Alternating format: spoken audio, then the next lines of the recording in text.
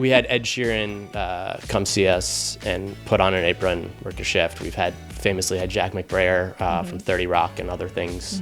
Conan sent him, and he put on an apron. And so it's something we can uniquely do that other people can't. Yeah. And it's like the unexpected nature of walking into a hot dog stand and then having Ed Sheeran be the person making you the hot dog. You don't know what's going to happen when you show up. That is for sure. Yeah. And that's one of the charms of the place. Today's guest is the Chief Investment Officer of Lakeview Investment Group and co-owner of Chicago's legendary hot dog stand, the Wiener Circle. As an entrepreneur, investor, board member, and creative mind behind one of the city's most iconic local brands, Ari Levy wears a lot of hats. In this episode, we talk about the power of branding, guerrilla marketing, and entrepreneurship. We also get into Ari's investing mindset and how he approaches finding opportunities where others aren't looking. Don't miss Rapid Fire, where we revisit some memorable stories from the Wiener Circle and get to know more about Ari. So let's dive in.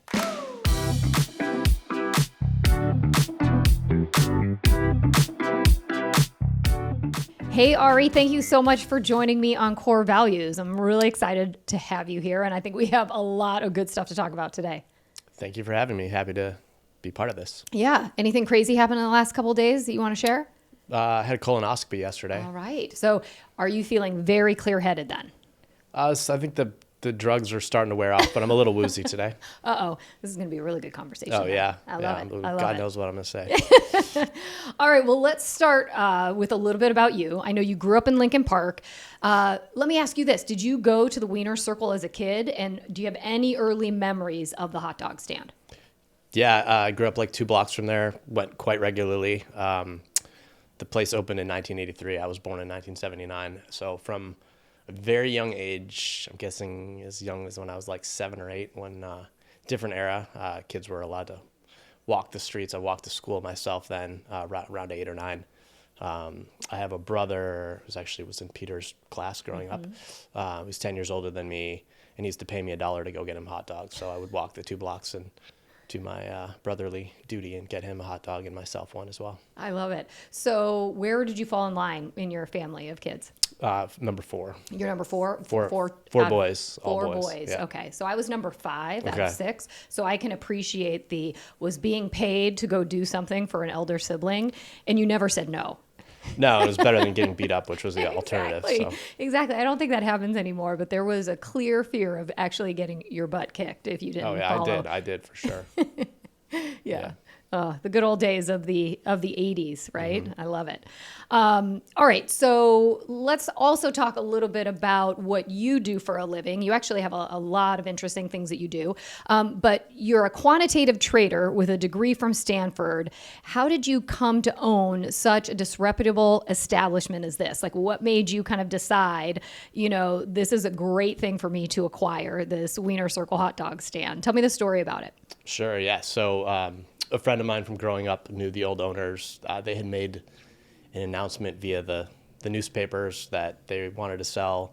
Sadly, one of the former 2 owners had colon cancer and was dying at the time. The other one didn't want to keep it.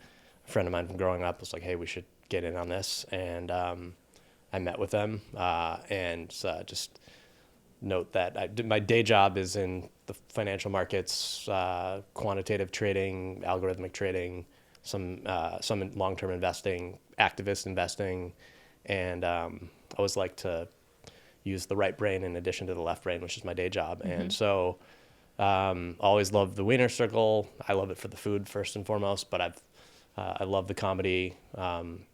It's a very unique brand, as you know, and its ability to say things that other people can't, to go places other people can't. I'm not necessarily talking about myself, although I do come up with a lot of the signs, but the staff, mostly the ladies that work there, have license to say things that, that others can't. Many of us wish we could say. Yeah, that many of us wish we could say. Yeah. It certainly goes to the line sometimes, maybe even crosses it, but there's just something kind of healthy about it, and a place where people of all walks of life, everything from kids to construction workers to people in suits to real estate brokers, And people coming walk from in out there. of town. A lot of tourists Yeah. for sure, Yeah. particularly of late. So, it's a great melting pot of the world. Was there any fear that you and your partners had in taking it over? Like, what if this turns into a bust? What if we can't help it continue to live up to its reputation? Was there anything that you felt going into it was really important to continue or think about to make sure that it continued to be as successful as it is today? Definitely plenty of risk in the place. Mm-hmm. I don't tell our insurance brokers, but they have to price the insurance a little bit differently. Yeah. And definitely some fear. There's always fear, but I pride myself in facing fear. And I thought that the reward outweighed the risk. It was gonna be a fun side project and I love kind of shenanigans and coming up with creative things and having license to say things that other people can't. So we're like, let's do it. Yeah. What a cool format. And sometimes it's like, maybe you don't overthink things too much, right? You see a cool opportunity and you sort of say, let's go for it. I also think that, that sometimes is the heart of an entrepreneur, being willing to jump into something, even if there is a bit of unknown. For sure. Yeah.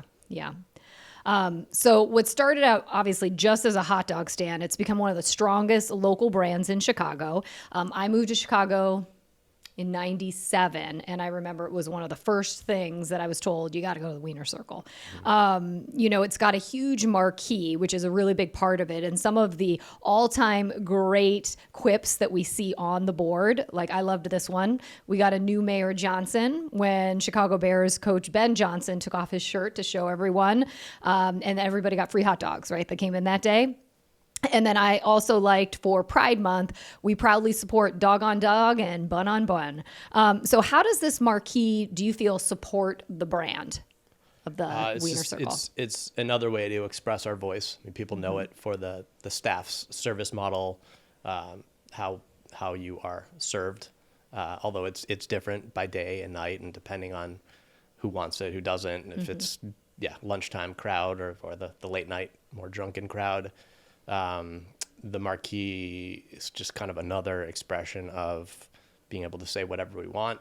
Sometimes it gets pretty edgy. Sometimes it uses words that we have to put an asterisk in to make it a little more politically correct, but it definitely gets politically incorrect at times. Sometimes it's been political itself. People think we've just been like the liberal voice when we've roasted the left as well. Some of my favorite signs are actually that when Elizabeth Warren was notoriously saying that she was of Native American heritage, when it turned out she had 5%, we said Elizabeth Warren is 1/8 Polish sausage.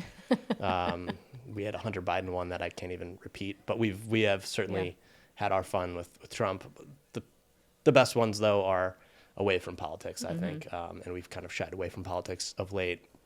It's 15 characters by 4 lines. Sometimes I dream in that format. I wake up and write down a note or two, but it's collaborative. It's not just me for sure. I've come up with a bunch of them, but there's no bad way to source an idea.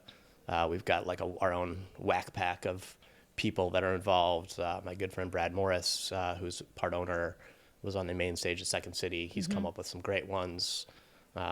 All sorts of different people have contributed, and we like to make sure it's kind of a voice of the community, often expressing things that other people are feeling that can be succinctly expressed on a sign. Yeah.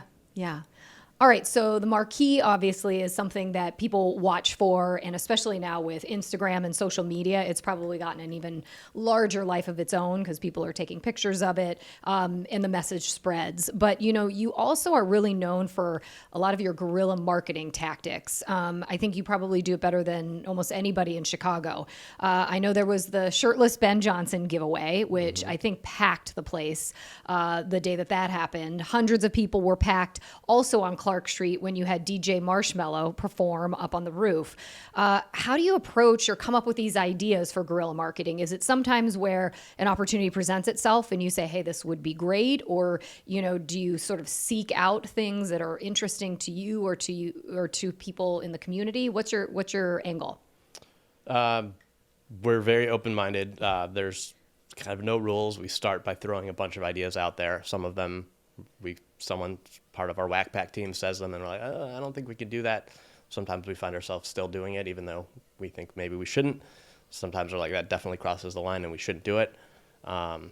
Something like the DJ Marshmallow thing originated from the biggest concert promotion company. I won't name names because they didn't want to be named, but people can probably figure that out who that is, came to us and said, we want to put a famous DJ on your roof. And so we're a hot dog stand. Let's make sure the roof can support that kind of weight. It certainly couldn't. The condition that the store was in when we purchased it could not have. Thankfully, we had done a renovation. We have a whole back patio and event space that's starting to do a lot of business back there, seasonally mostly. But thankfully, when they did an engineering study, the roof could support it. We then had to, work with the various city agencies, the fire department, et cetera, make sure we could make it work. We certainly slowed down traffic that day. We'd like to do another concert, but we need to have more security and probably shut down the street. But that's, as an example, it's like, yes, let's, whatever, That's awesome. Consider it sort of a set, and that we can push the envelope of what it could be. Concert venue, pop-up concert venue, open to the street, free for the public. Kind of fit that part of it. But we've had all sorts of crazy things. We had actually Domu, the apartment rental company, the founder of that approached us and said, I want to have a famous BMX biker. We'd like to build a half pipe, ask for forgiveness later, not get a permit to do this. Fine. Build a half pipe. All right, is it called a half pipe? I guess a quarter pipe into another quarter pipe, whatever that's called. On your roof? No, right in front of right the in store front. on Clark Okay. Street, and this famous BMX number 8 in the world or whatever he was, do various tricks launching off the place. We have some incredible shots of him with the sign in the background. Video. He did a flip with a hot dog in his mouth. Oh, wow. And that kind of fulfilled that. I'm an alumni of Stanford, and our band is known for its irreverence and doing all sorts of wacky, crazy things. During my time there, I think they were banned from Notre Dame for doing something I can't even repeat. And so I've always thought, and I have a bunch of friends that were the mascot of the tree. And so I always try to channel that and kind of push the envelope and do smart guerrilla marketing things that are fun, so that's part of it. Yeah. Anything that we should watch out for this summer Well, that you can tell us? yeah, we are launching our own podcast actually, Okay. with a little bit of a different format. Some of it is going to look like, your traditional podcast format like this, but where at the end the interviewee auditions for a shift at the Wiener Circle, and they end up working a shift as Poochie's trainee. Oh, that's so great. So, and the thought is that the podcast itself, people can express things that they might not otherwise be able to express on your regular format. On something like this, you mean, Ari? We can't Like express this. quite as much as They we can want say on this. things, use language, whatever they want. We can bleep out. We had Ed Sheeran come see us and put on an apron, work a shift. We've famously had Jack McBrayer from 30 Rock and other things. Conan sent him, and he put on an apron.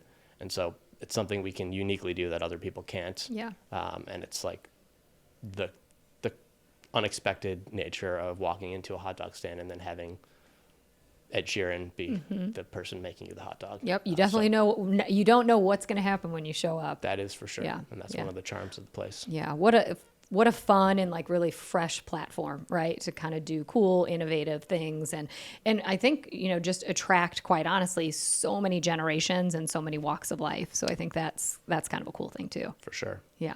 So let's talk a little bit about the family that you come from. Larry Levy, your dad, is one of the great entrepreneurs, and he really probably, although quietly, really helped elevate the profile of Chicago, from being just what was considered an industrial city to really becoming a world-class city. Chicago, as far as, Chicago restaurants, entertainment. I know he owns several restaurants. Spiaggia is one of them. He also developed a lot of high-profile office buildings, and another cool thing is that he pretty much invented the business of stadium skybox catering.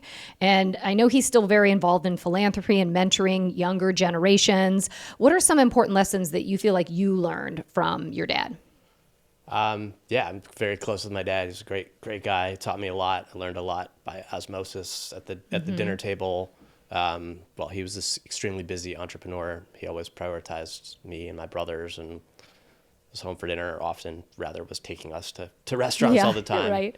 R.I.P. Spiaggia. It was a great restaurant from a different era. But I think he realized that going into food service in stadiums and convention centers and other institutional venues was a much better business than the restaurant business itself. So as an entrepreneur, solving that problem in an otherwise just difficult business of food service was, part of his genius. I think he's always had really good foresight when it comes to real estate. He's had a concurrent career, and even before going into food service in real estate development, and has just a great vision for where the next neighborhood is going to be. Sometimes he's early, frankly. So, for example, when I was young, single digits, he bought the land at Lake and Canal, which is now 444 West Lake. That's where my office is. Yeah. Where the river turns, so you've got that beautiful view down eastward down the river. It was a train track going over it with a parking lot and all sorts of complicated engineering, and that site in and of itself is sort of a microcosm for the economy, scheduled to be built a bunch of different times, a few times at least, in the financial crisis and the commercial crisis of the 90s.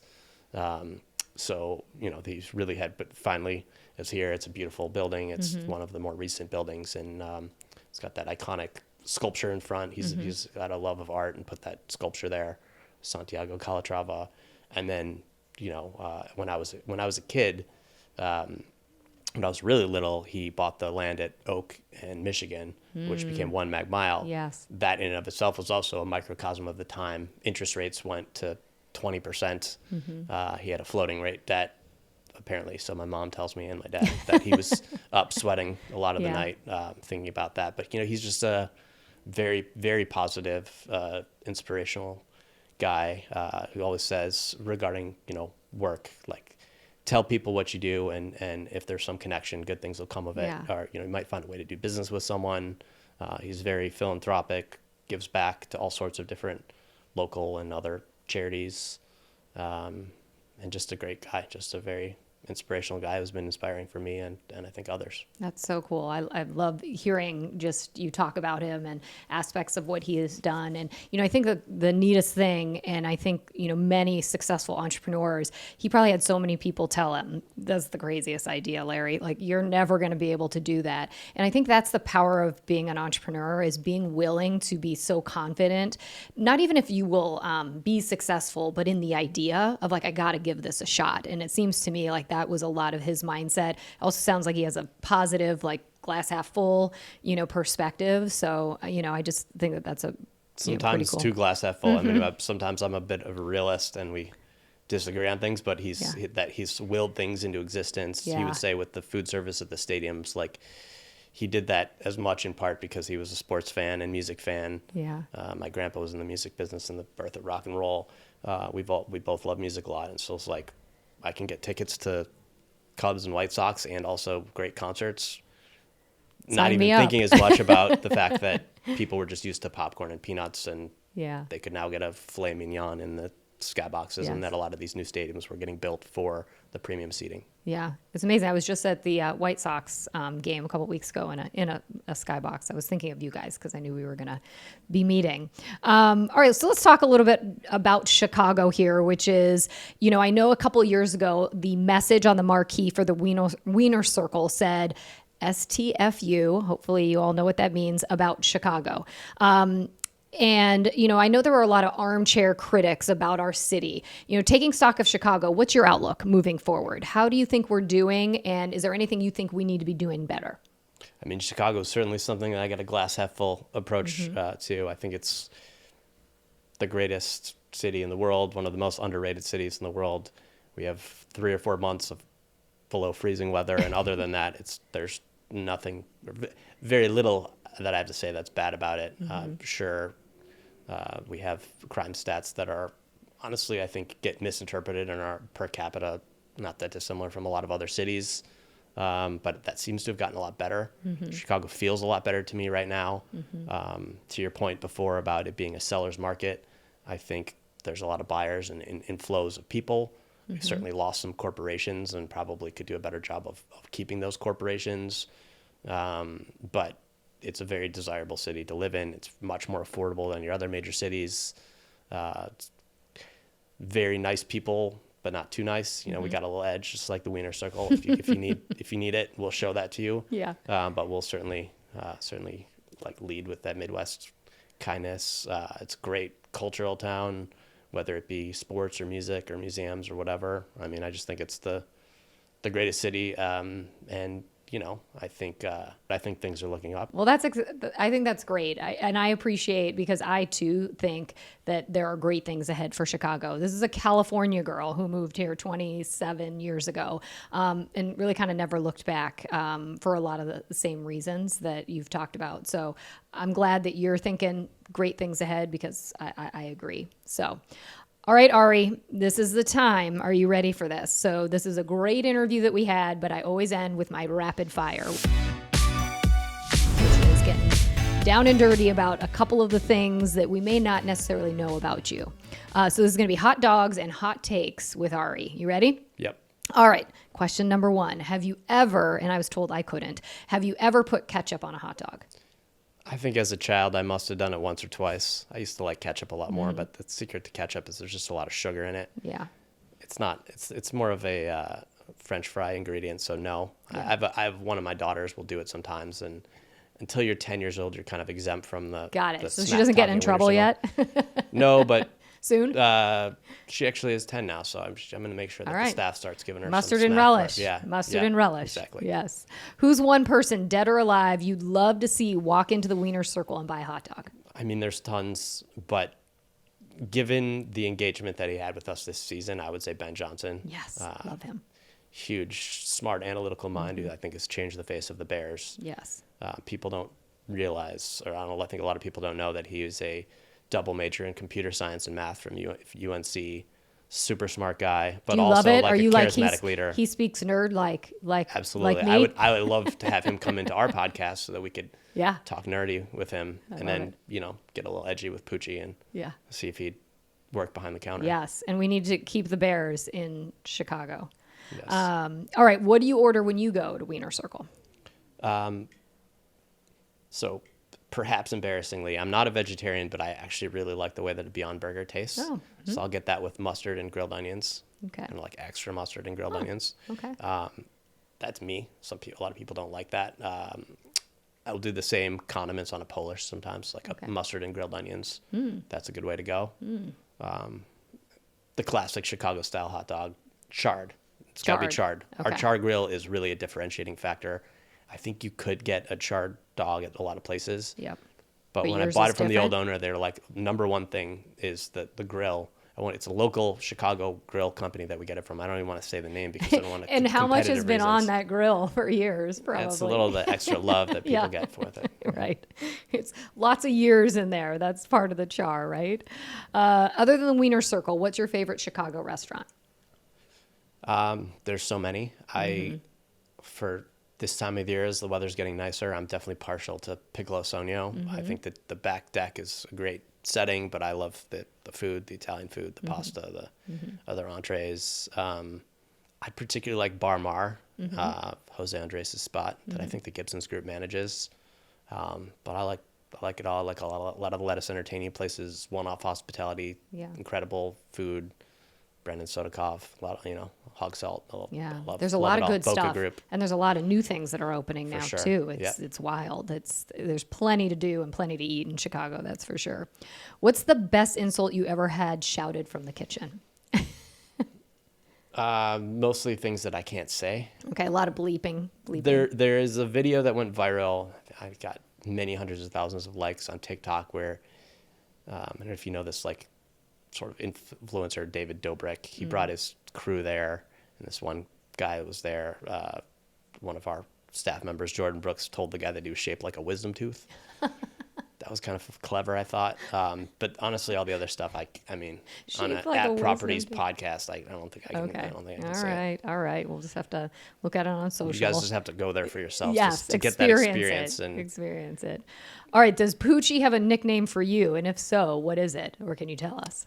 that also, I'm not sure I can repeat. I mean, generally, she just call me boss, which is funny because, like, she's the boss. In fact, she calls herself HBIC, which is sometimes head bitch in charge, sometimes it's heavy bitch in charge. She's the first one to say it. But she calls me other things that I can't repeat. And she talks more smack to me than anyone else, deservedly, because I like to be talked to that way sometimes. Is there a funny story or two that you can share about Wiener Circle? Like, I was thinking, have you ever had somebody come in and not know what Wiener Circle is all about? And like, have you made somebody cry, or did they start swearing back because they didn't realize what they were walking into? We get a lot of 1-star Google reviews, which I think are hilarious. Oh, okay. Brings down the curve. So, people will write, worst service I've ever had. What's wrong with those people? So forth. But Phyllis from Cleveland. Phyllis, come on. You're supposed to know. Phyllis, like, do your research. Come on. Yeah. I mean, I try not to acknowledge it, but I've tried to get them to stop it, frankly. But the chocolate shake is always like a surprise for people. It was like, you got a $20 chocolate shake, and it's like a thing for Chicagoans to take folks from out of town and be like, you got to, get the hot dog, but you got to try the chocolate shake. So Poochie claims she's got a trademark on it. I don't think is that's it just that true. it's really expensive, or what's in it? Like, is it just like lead? No. Oh, I can't even say. Okay. I'm not going to repeat it. Okay. You just have to go there So and experience it. I got to find out. As an out of towner from California, you're going to have to go experience it. I am. I've never had the chocolate milkshake. Yeah. Okay. Oh. It's $20. It's Make sure you bring $20. cash. Something I'll never remember or never forget. Yes. It's certainly something you'll never forget. Oh my God, that's so great. You really don't know? I really don't know. Okay, good. Okay, well, That's how it should be. now I'm gonna have to find out. All right, people. Amy Corr is gonna go find out what this chocolate milkshake is. I think I'm scared. On that note, Ari, thanks so much for joining me today. And it was awesome to learn a little bit about you, learn more about Wiener Circle. You are making things happen with, but thanks for joining us. Thank you for having me. Yeah, awesome. And to all of you out there, thanks so much for joining us. We'll see you next time on Corr Values.